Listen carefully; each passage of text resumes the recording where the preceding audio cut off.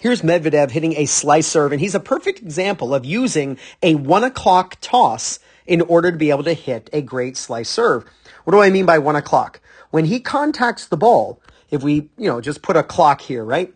And here's 12 o'clock, and here's 1 o'clock, and here's 2 o'clock, here's 3 o'clock, right? He is not contacting above his head, which would be 12 o'clock. He is contacting to the right of that. In fact, if we draw a straight line down from the contact, you can see that it's basically on the outside of his body, that he is not playing the ball above his head, but actually to the outside of his right hip. What does this allow him to do? It allows him to use this idea that the face sends it and the path bends it, right? So what you want to do when you're hitting a slice serve is create a disparity between where the strings are pointing and where the racket is traveling. First off, make sure that you have a continental grip. The continental grip is going to allow you to come at the ball with the edge of the racket, which is going to be vital. If we zoom in here, we can see that his strings are facing out wide toward his target. But here's the important part. Notice the direction he is traveling. His racket is not traveling the direction he is hitting the ball, but rather, since he's right-handed, he's swinging over kind of toward this clock, right? This Rolex clock. His racket, as he's hitting the ball, is traveling that direction.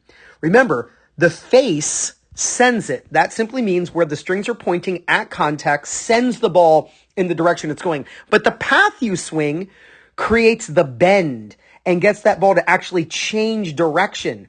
So when you are hitting a slice serve, as a righty, you want to toss the ball to 1 o'clock so that with your continental grip, your strings are facing out wide, especially on the deuce side, you can get that ball to curve. But what you want to do is swing off to the right of your target. Again, this is if you're a righty.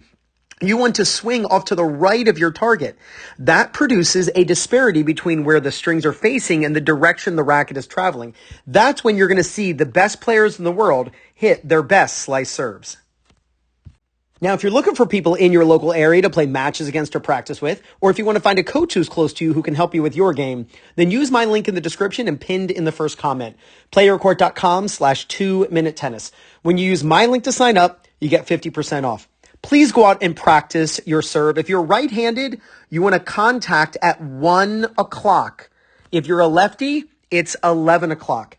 And then you want to swing not towards your target, but as a righty, swing to the right of your target.